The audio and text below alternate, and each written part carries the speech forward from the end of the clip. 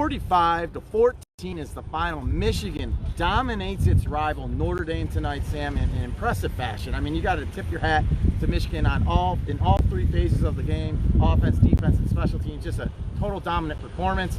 You know, first we got to talk about this offense.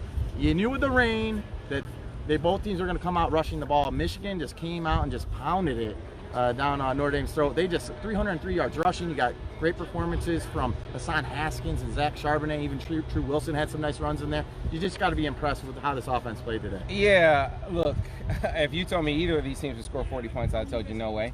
If you told me a team would rush for over 300 yards, I would have told you no way. Because look at the circumstances here. Let's really put Michigan's dominance tonight on the ground in proper perspective. When Notre Dame played Georgia, they rushed for about 158, 159 yards on 33 carries for the game. Michigan had more yards. They had 167 yards on 33 or 34 carries in the first half. They ran the football down Notre Dame's throat when the passing game wasn't even a threat. That means we know you're going to run the football, and we still can't stop you. And the genesis of the ascent of their running game really was a few games ago. It was that Illinois game. And, you know, you think opponents like Illinois don't matter. Rutgers and Illinois, those games were pivotal to this team's season. Rutgers, because that was when they scaled back offensively and said, look, we're doing too much. We got to coach what they can do. Illinois, because that's when you saw them really shore up their perimeter run game. And how did they do that? A staple run play for them last year, pin and pulls. They made it. They ran them this year, but not with great frequency. They came out of the Illinois game and pin and pulled their asses off. Ran it down their throats with the pin and pull in the split zone. But pin and pull was really the different element. Now you have a perimeter run threat. It worked against Penn State. They scored a touchdown on pin and pull. Today, first three series of the game, they had 5 pin and pulls, and Notre Dame didn't stop one of them. They could not stop it. And so now once you got them on skates on the outside, now the inside game is working.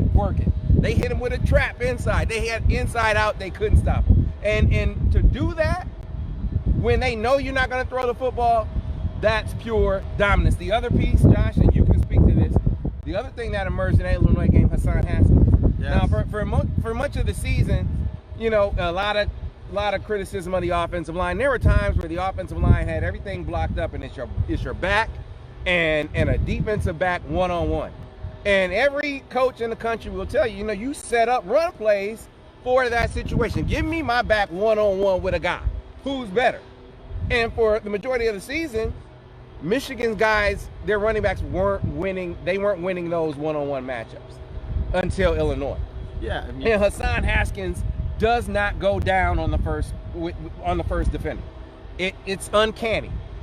The first guy doesn't get him, and it could be with the sidestep. He has great feet for a guy his size, or it could be because he's physical. You aren't going to bring him down with an arm tackle. So vision, feet, burst. You talked about the 3-yard first down. Yeah, we were talking about that before we got on camera. The 3-yard first down where the first guy had him in the backfield and he ran over the guy. I haven't seen a Michigan running back do that in a while. It feels like forever. Yeah, and he did that tonight. And then not only did he do that, the big playability, he leaped over a guy. Yeah. I mean, Cesar Ruiz said, hey, he's got the most bounce on this team. And we saw it on that play, an incredible play. So I'm one-on-one with a guy. Am I going to beat that guy? That's another example. I mean, it's a highlight example, but there are far more examples that aren't as glitzy where he just makes a move. He sidesteps a guy, or he runs through an arm tackle, getting that extra yard where he's beating that first defender.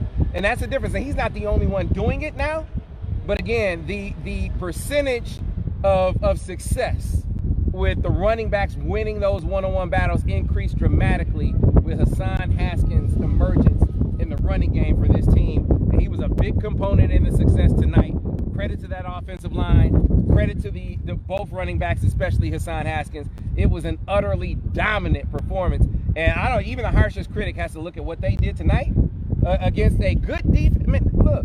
I mean, think about what they did to Georgia. Again, Georgia rushed for under 5 yards. That's an offensive line that averages 6'5", 335 across the front. And they had a good night.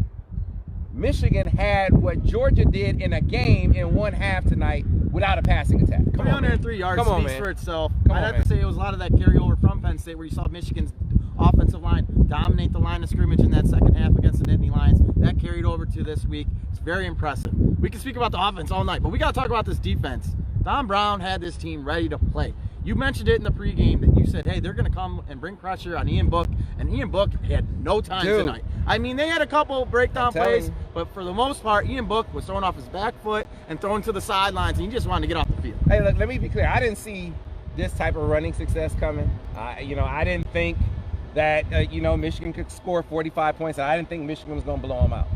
But the part that I absolutely, based on watching Notre Dame this year, watching them in the Louisville game, Louisville brought the pressure. And it wasn't that the pressure resulted in sacks, but you disrupted Ian Book's flow. You took him off kilter a bit. And for Michigan, that was a big key to me. People are saying for Don Brown to dial back the pressure. Tonight wasn't the night to do that, because he wasn't the type of quarterback that was going to kill you with his legs. And we saw that tonight. Louisville brought the pressure and relied on their quickness at defensive end to really track him when he got outside the pocket. Michigan was able to do that as well. You saw anytime he got outside the pocket, there was a guy in his face. He couldn't get away. But he thought, and they thought, crossing patterns, that was going to be an elixir for them, because it worked for them last year. Who didn't it work for last year when they were facing Michigan, right? But starting with the Iowa game, you saw Michigan kind of unveil some new strategies. It's not just zone.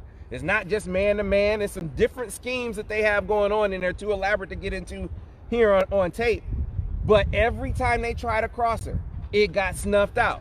And last week, you might have saw the deep slot stuff work, but they tried to hit KJ Hamler 5 times on crossing routes and didn't hit one of them.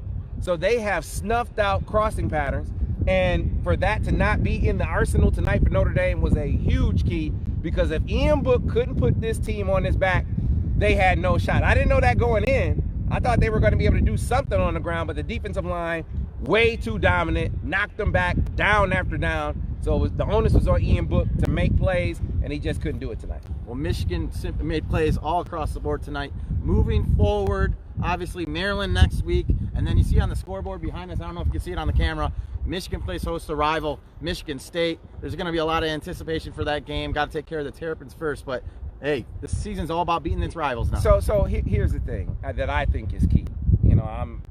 This is outside looking in, so I want to make that clear. I don't know what they're saying in the locker room, but to me, a team that finally has played 60 minutes of football for maybe the second time this season. The only other time we can say that was the Rutgers game. You haven't arrived yet. Michigan State, down as they may be, Michigan is their Super Bowl. It's going to be a different Michigan State team they see. And you still have a Maryland team that's down and out. But you saw Wisconsin go out and lose to Illinois a couple of weeks ago.